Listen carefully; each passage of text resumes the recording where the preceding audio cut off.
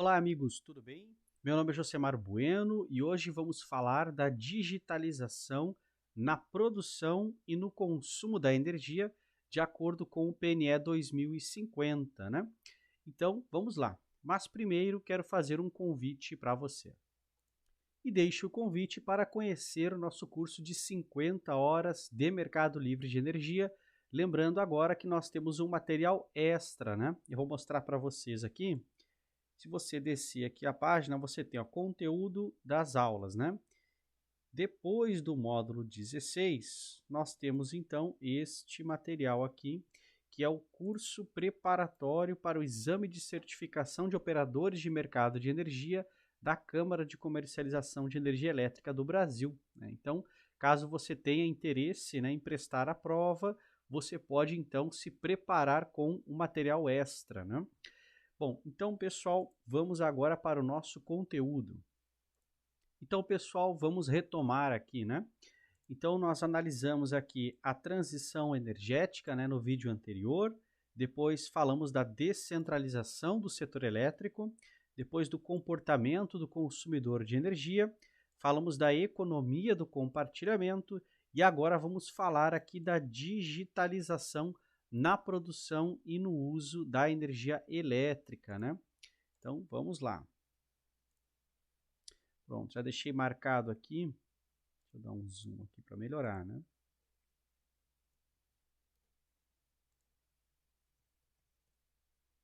Agora sim.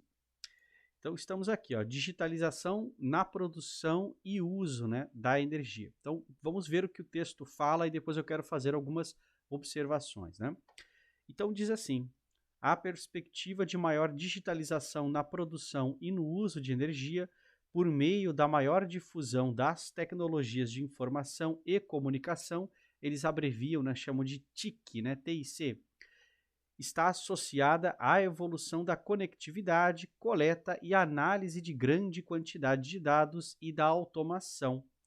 E segundo o texto aqui, ele coloca o seguinte: a digitalização dos sistemas de energia, desde a exploração e da produção de petróleo e gás natural, dutos, refinarias, passando por sistemas agrícolas para a bioenergia, toda a logística de distribuição de combustíveis, unidades consumidoras das mais diversas, como plantas industriais e embarcações, até residências, né? Vamos marcar aqui, ó, até residências e veículos, traz oportunidades e potenciais enormes de incremento na eficiência destes sistemas, né?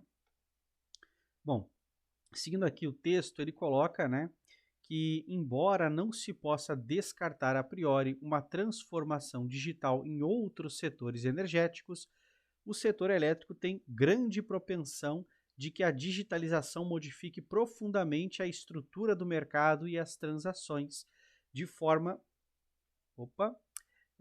a forma de uso da infraestrutura e relação dos consumidores com o sistema. Em última análise, tal revolução digital levará à criação no setor elétrico de redes inteligentes, e aqui entra, né, o RED, né, os recursos energéticos distribuídos. Então, de redes inteligentes que permitirão maior capacidade de observação, melhor controle dos ativos e do seu desempenho, análise de dados a partir da operação do sistema e um sistema elétrico mais responsivo, né, às variações de preço. Responsivo significa, né, mais, vamos dizer assim, que maior reflexo, né? O sistema ele consegue responder rapidamente. Então, por exemplo, se tem muita oferta de energia num único ponto, o preço naquele ponto aumenta, né? Mas nos outros, né, nas outras micro-redes, por exemplo, nas outras redes, o preço não. Então, nós teríamos um primeiro passo aqui, que seria a conexão de todo o sistema elétrico, né? Não teríamos mais o sistema isolado. No segundo momento, então, nós teríamos as micro-redes dentro das áreas de concessão das distribuidoras.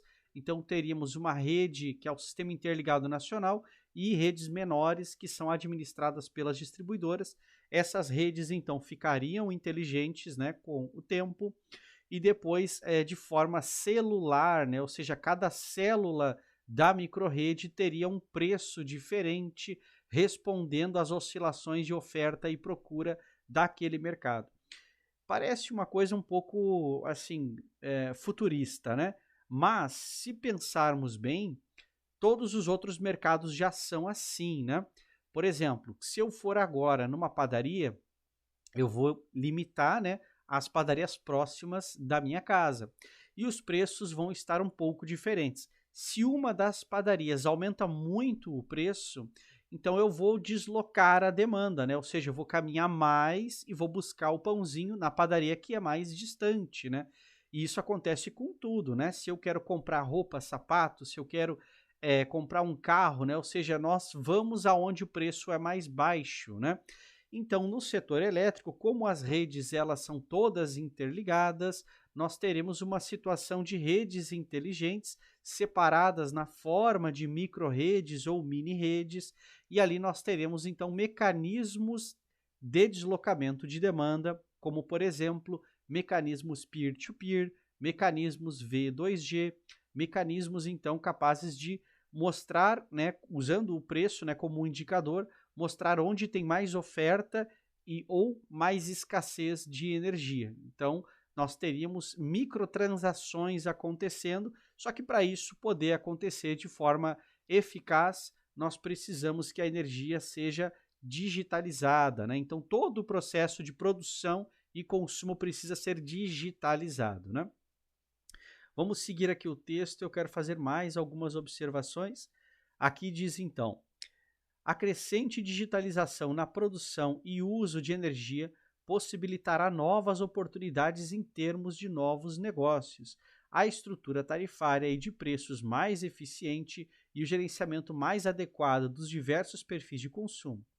Por suas alterações profundas, é recomendável acompanhar o ritmo de implantação de medição inteligente e monitorar o impacto de novas tecnologias. E olha só o que eles trazem: os IoTs, né, que seriam a internet das coisas, né, a computação na nuvem, Big Data, Data Analytics, inteligência artificial. Isso aqui, na verdade, está chegando muito forte no mercado, né, porque como a própria inteligência artificial ajuda a desenvolver ela mesma, né? Porque ela tem o chamado machine learning, né? Que é a inteligência de máquina, o aprendizado de máquina, né? Então ela consegue rapidamente aprender e aí a coisa é exponencial, né? Porque conforme ela aprende, bom, ela não erra mais, então ela começa a se corrigir e aprender cada vez mais rápido, né?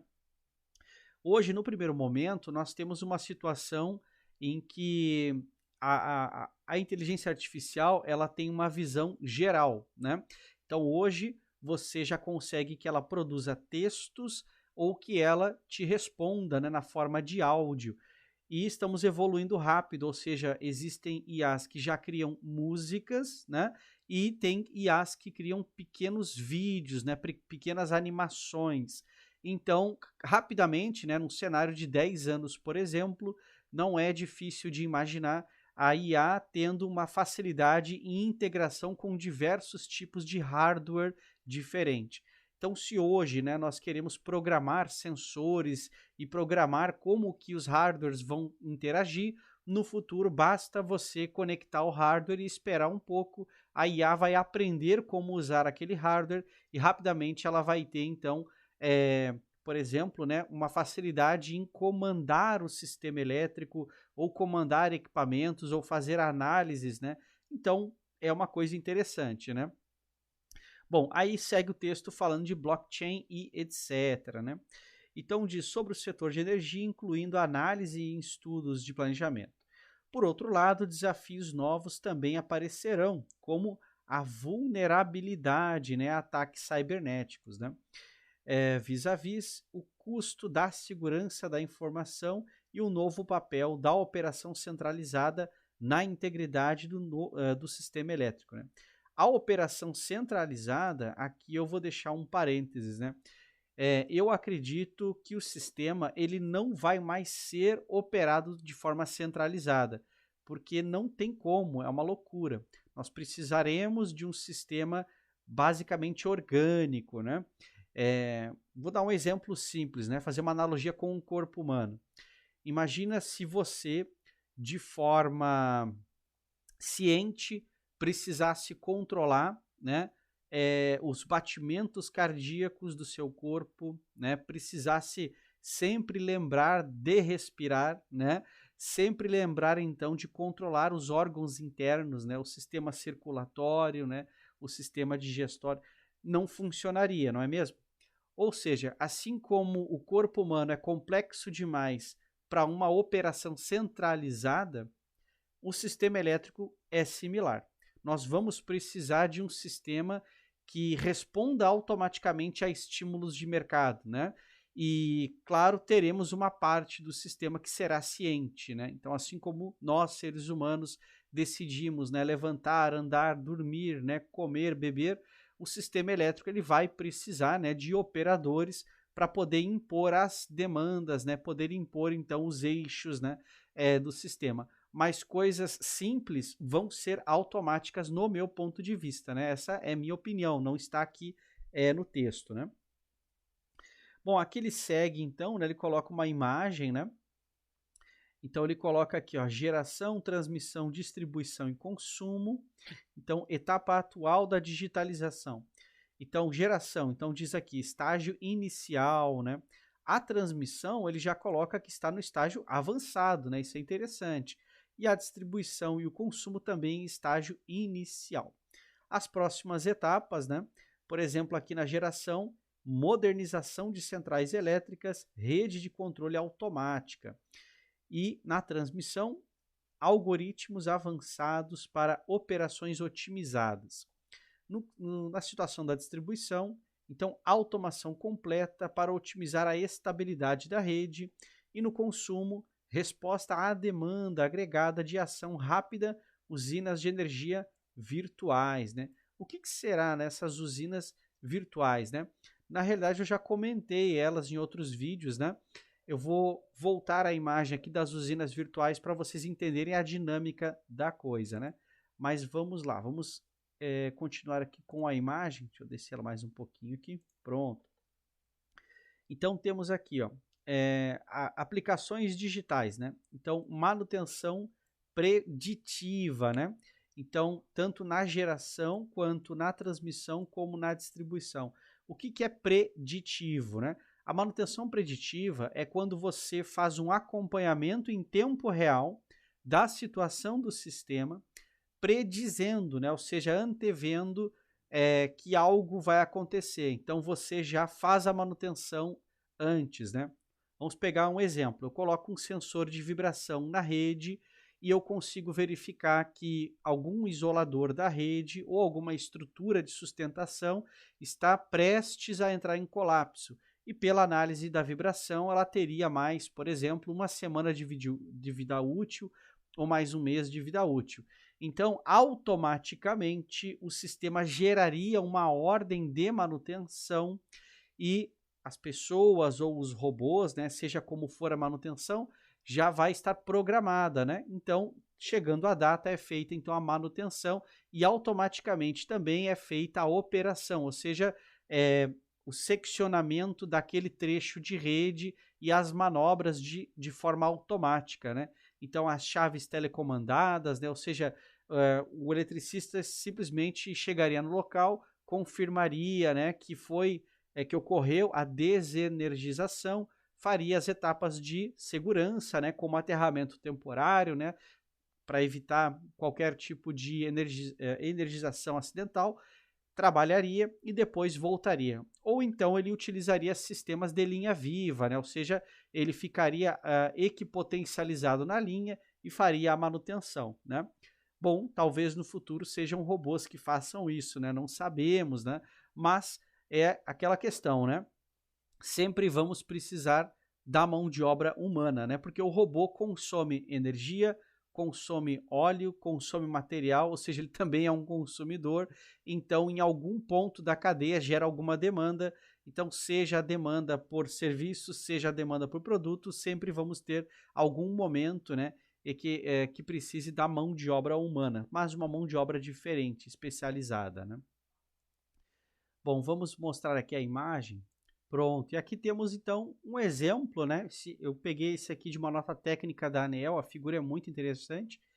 E aqui mostra o exemplo, então, né, de um sistema de usina digital ou virtual, né, que eles chamam de VPP, né? Então, no mundo já existem as VPPs, que são as Virtuais Power Plants. No Brasil, a gente chama de usinas virtuais, né? Então, veja só, aqui eu cadastro um conjunto, então, de prosumidores, né? Ou seja, consumidores que também fazem a própria produção de energia. E quando eles injetam na rede, essa rede aqui seria uma rede inteligente, né? Então ela escolheria, né, se deixa a energia para a rede para que outros utilizem, né, na forma de comercialização, ou então se ele faz o estoque, né, guarda a energia em um storage, né, um sistema de armazenamentos, né? Então aqui nós teríamos a não necessidade da distribuidora de energia no sentido de armazenar, ou seja, não seria mais necessário o sistema de compensação de créditos, porque não seriam créditos, né? Seria a energia em si. Você injetou na rede e do outro lado ficou guardado então no armazenamento. E aí você remunera a distribuidora pelo fluxo bidirecional, porque você afinal usou o fio, né? Então a distribuidora não tem nada a ver com a energia, né? A distribuidora tem que prover a rede, né? O fio, a infraestrutura, né? A conexão. Então esse sistema que seria interessante no Brasil, por quê? Porque nós poderíamos com a concorrência ter custos diferenciados, né? Então a pessoa que faz o investimento no storage cobraria, né, para guardar X megawatt-hora, então, na sua unidade de armazenamento, e as pessoas poderiam, então, optar, né, se vão pagar para guardar essa energia ou não, né? Então, teria uma contabilização diferente da energia e, claro, né, isso aqui precisaria que a energia fosse digital, né? Porque sem o processo de total digitalização, nós não conseguiríamos acompanhar isso em tempo real. Também precisaríamos de sistemas de medição mais eficientes, né? Mas também teríamos figuras, né, como o agregador de medição. Ou seja, você poderia, então, entrando para a Virtual Power Plant, você poderia, então, receber, né, um medidor inteligente, né, ou seja, uma espécie de SMF, mais de um agregador que seria o responsável. Afinal, não é o mercado livre de energia, né? Seria apenas uma micro-rede ou uma rede inteligente com uma VPP ou várias VPPs. Então você não precisaria de tanta burocracia, né? Seria uma empresa privada que faria a agregação da medição e aí você poderia remunerar a VPP por esse serviço, né? Então é uma forma interessante de visualizar e isso já acontece no mundo, né? As VPPs têm, por exemplo, na Grécia, em outros países, né, da Europa. Então poderíamos pensar em uma aplicação no Brasil também, né? Então, pessoal, deixo mais uma vez o convite, né, para que vocês conheçam o nosso curso de Mercado Livre de Energia. A turma S3 está se aproximando, né? Então, nós teremos aqui a turma S3 começando no dia 12 de agosto, né? Essas turmas são para tirar as dúvidas, né, sobre o conteúdo do curso. Então, acontecem aos sábados, das 9 da manhã até o meio-dia. Quem já participou da turma S2 e S1 pode participar novamente da turma S3 e quem não conseguir participar da S3 também pode participar da turma S4, né? Então todas as turmas aqui são disponíveis, né? Então quando você compra o curso, você recebe então um link, um login por e-mail e as instruções de acesso, né? E também você recebe o convite por e-mail para as lives, né, que vão acontecer então para as turmas S1 e S2. Certo, pessoal? Então, é isso. Fico por aqui. Um grande abraço e até o nosso próximo vídeo.